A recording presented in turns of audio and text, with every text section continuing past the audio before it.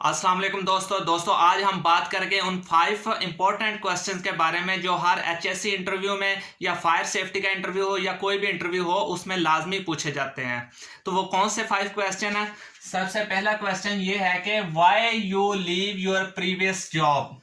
दूसरा क्वेश्चन है what would you do if a site supervisor और engineer ask you to ignore safety violation.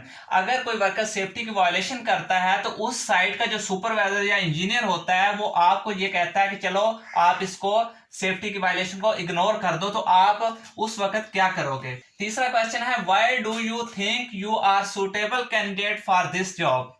आपको क्यों लगता है कि आप इस जॉब के काबिल हो।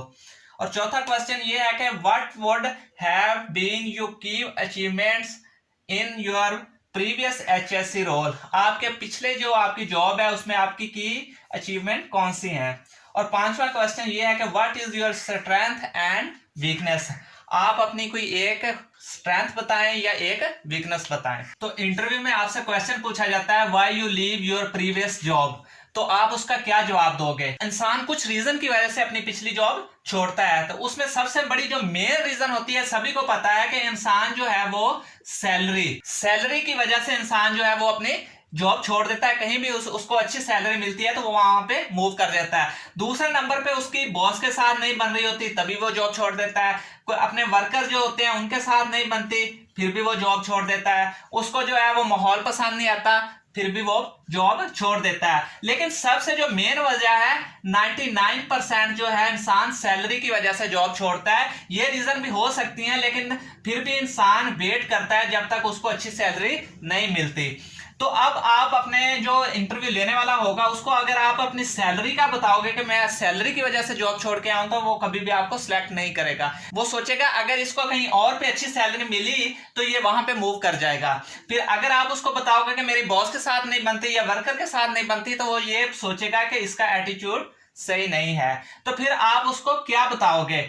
क्या झूठ बोलोगे? नहीं, आपने झूठ भी इंटरव्यू में नहीं बोलना होता, क्योंकि इंटरव्यू लेने वाला जो है उसने लाखों बंदों के इंटरव्यू किए होते हैं। वो आपको डोर से चेयर तक चलकर आने से जज कर लेता है। तो आपने उसका लॉजिक के साथ जवाब देना है। गौर करें, इंसान जब भी जॉब छोड़ता है तो वो छोटी फर्म से बड़ी फर्म की तरफ मूव करता है। उस फर्म का जो है उसकी प्रोडक्शन ज्यादा होती है, उसके कंट्रैक्टर ज्यादा होते हैं, उसका स्ट्रक्चर ज्यादा होता है। जब सभी चीजें इसकी बड़ी होंगी तो इसमें ग्रो करने के भी चांस इंसान के ज्यादा होंगे, लर्न करने के भी चांस ज्यादा होंगे।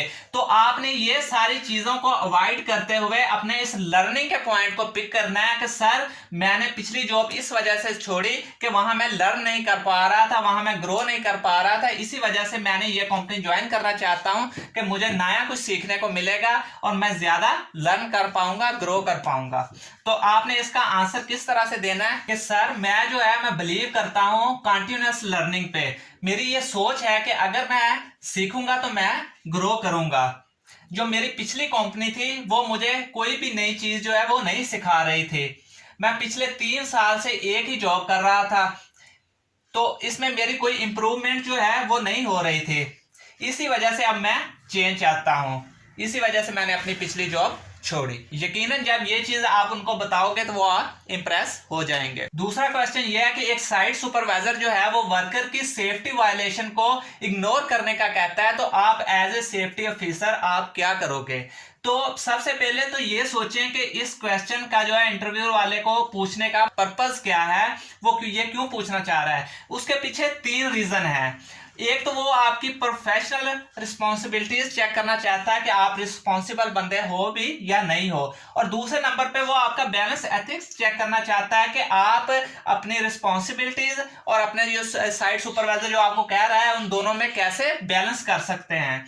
और तीसरे नंबर पे वो आपकी कॉमन सेंस भी इसी क्वेश्चन में चेक करना चाह रहा है कि आप में कॉमन सेंस भी है या नहीं है। तो आपने जब भी इंटरव्यू को जवाब देना है तो ये तीनों चीजें कवर करनी है। इस तीनों चीजों को अपने माइंड में रख के आंसर देना है। तो चले देखते हैं कि इसका आंसर क्या होता है। तो आप कहोगे sir if it were a minor violation that was unlikely to result in injury I might give the supervisor a deadline to fix it depending upon level of risk.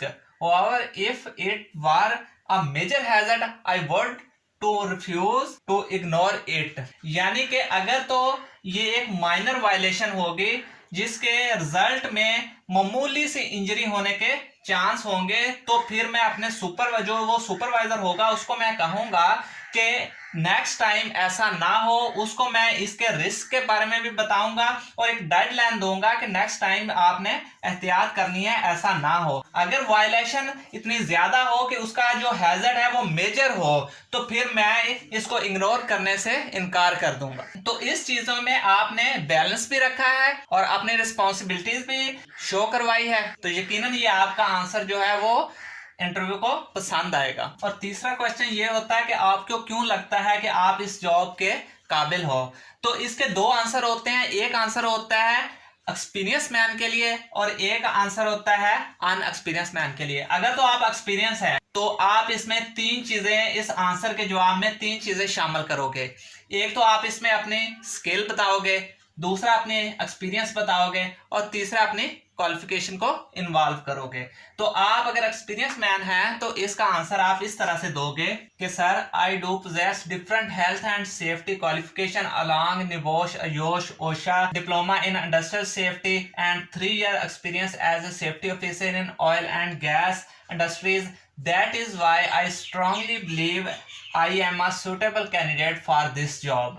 लेकिन याद रहे कि आपने इसमें अपना एक्सपीरियंस या अपनी क्वालिफिकेशन या अपने जो भी सर्टिफिकेट्स होंगे वो बताने हैं जो आपके पास मौजूद हों। झूठ कभी भी नहीं बोलना आपने इंटरव्यू में। तो दूसरा आंसर जो होगा वो अनएक्सपीरियंस बंदे के लिए होगा और उसमें आपने ये कहना है कि I first found your company 7 years ago।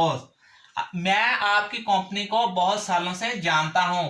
When I was in college, जब मैं कॉलेज के जमाने में था। And I was inspired, मैं आपसे इंस्पायर हूं।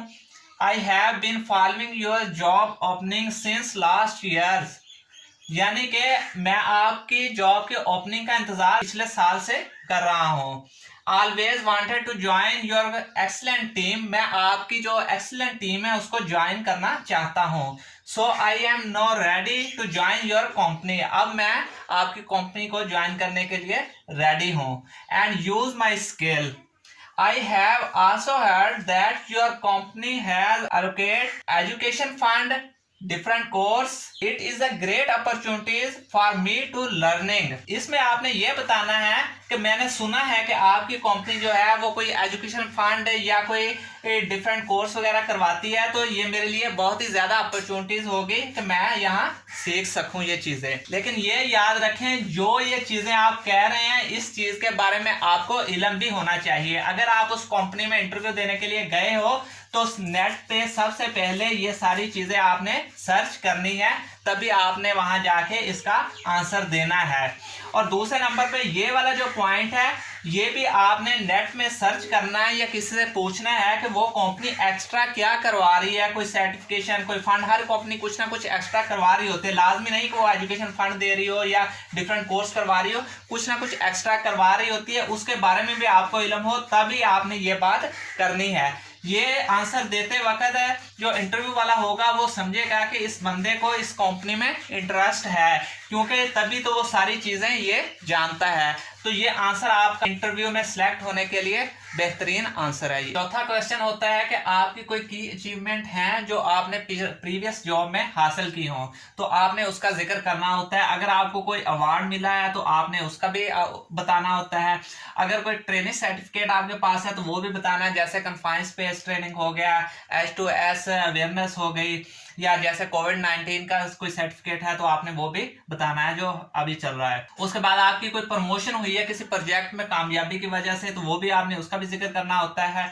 और उसके बाद कोई आपने इंपॉर्टेंट प्रोजेक्ट जो है वो आपने कंप्लीट किया है, उसमें आपका मेन रोल था, तो आपने वो भी बताना होता है। और कोई भी अगर आपको एप्रिसिएशन लेटर मिले हैं उसका भी आपने जिक्र लाजमी करना होता है अपनी की अचीवमेंट में।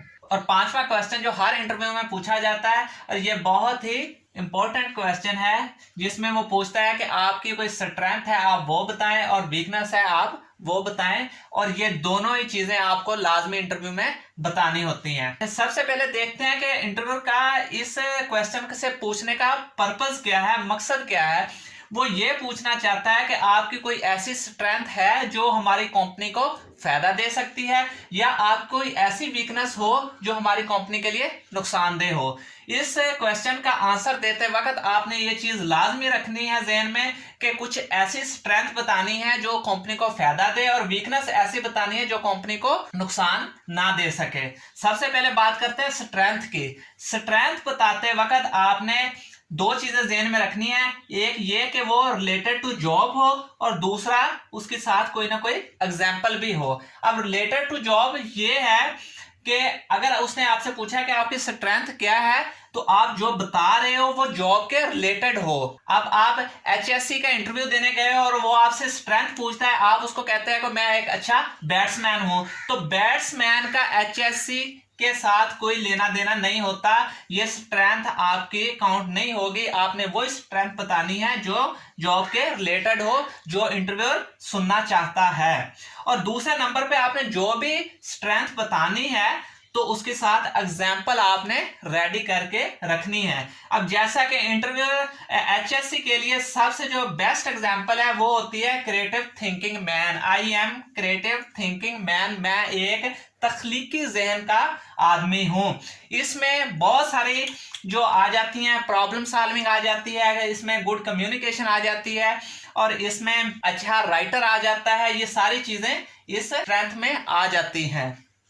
अब आपने उनको कह दिया कि I am a creative thinking man, तो वो ये कहेगा कि इसकी कोई एग्जाम्पल दो। तो फिर आपने कोई ना कोई एग्जाम्पल पहले से रेडी करनी है। जैसा कि आपने बताना है कि जो पिछली कंपनी थे उसमें एक जो एक्सीडेंट था वो बार बार हो रहा था, फिर मैंने उसके लिए कोई रेमेडाइल एक्शन प्लान किया, फिर कंट्रोल मेजर किया, और वो दोबारा एक्सीडेंट नहीं हुआ। तो इससे वो जज कर लेगा कि इस बंदे का वाकई क्रिएटिव थिंकिंग है, ये प्रॉब्लम को सॉल्व करने का हुनर रखता है। और अब बात करते हैं वीकनेस की। वीकनेस में भी आपने दो चीजों को ध्यान में रखना होता है। एक तो ये कि वीकनेस जो भी बतानी है वो जॉब के रिलेटेड ना हो। जैसे example, I can't say no, मैं किसी को भी नो नहीं बोल सकता। कोई भी मुझसे कोई काम के लिए आता है तो मैं उसको नो नहीं कह सकता। ये जो है, ये आपकी वीकनेस जो है वो जॉब के रिलेटेड नहीं है, ये एक सोशल वर्क में आ जाती है। और दूसरे नंबर पे अगर आपने अपनी वीकनेस बतानी है तो वीकनेस वो बताओ जो कंपनी की स्ट्रेंथ हो, आपकी वीकनेस हो और कंपनी की स्ट्रेंथ हो। जैसा कि I focus too much on details, यानी कि मैं किसी भी काम पे बहुत ज्यादा फोकस करता हूं, मैं डीपली ऑब्जर्व करता हूं, उसका एनालिसिस करता हूं, इसी वजह से मुझे टाइम ज्यादा लग जाता है।